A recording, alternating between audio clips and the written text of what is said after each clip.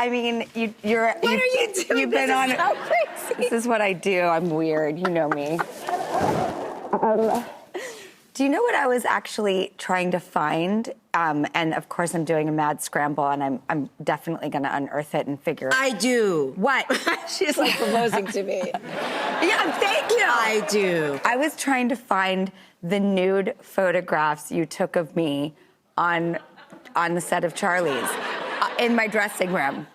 I have them.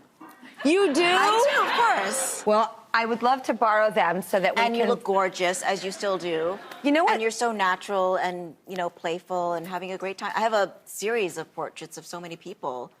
Did you take... without clothes on, guys. Okay, here's a fun fact about Lucy. You collect trash? Well, I collect bits and bobs that were they were useful at one point, and then they were discarded. So I bring them together, and then I put them in a book. It's actually at this art show right now. It's part of a series that I've been working on for a really long time, so. Do you see the difference here? I'm like, you collect trash? And she's like, well, actually, I evolve these things, I love the poetry you give detritus. Oh, thank you. You're so welcome. Speaking of poetry, I was looking, because I love the body of work. So it made me think, will you play my favorite game with me behind the scenes? What is that? Well, fire it up and I'll tell ya! Yeah, let's do it. All right, so I want one of the first thoughts that comes to your mind, naughty detail, fly on the wall moment, something nobody knows, give it to me. Charlie's Angels. Oh my God.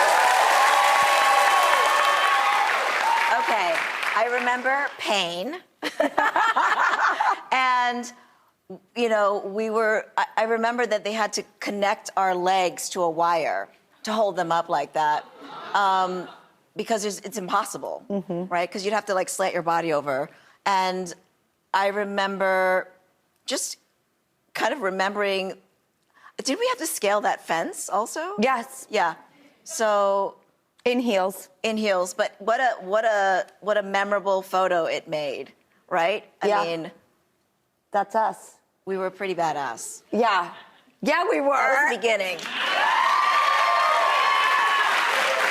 I remember 8 hours a day training, 5 days a week.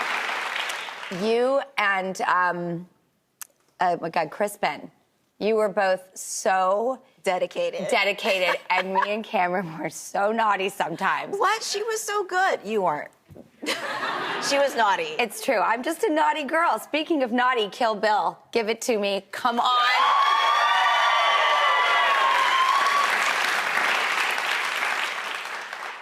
Okay, so that snow was made out of soap.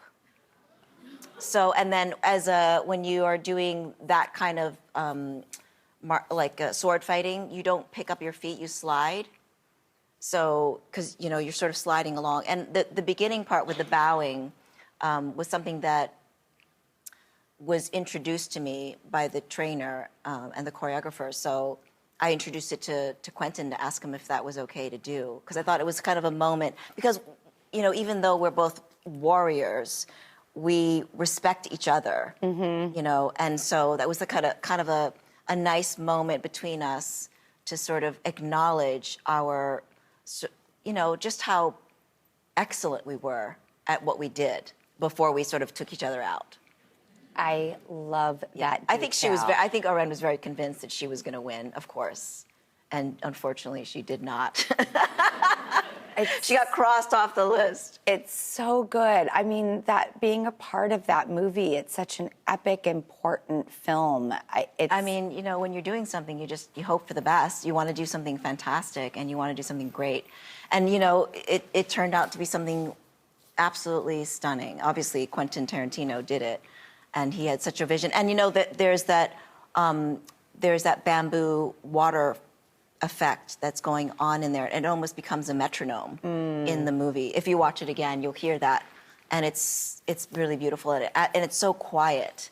And it's sort of, that's really what you hear. Okay, I'm going to re-listen to that. Yes, re-listen to that one scene. believe, I mean, you were on Ally McBeal when we were talking Charlie's Angels. Ling Wu.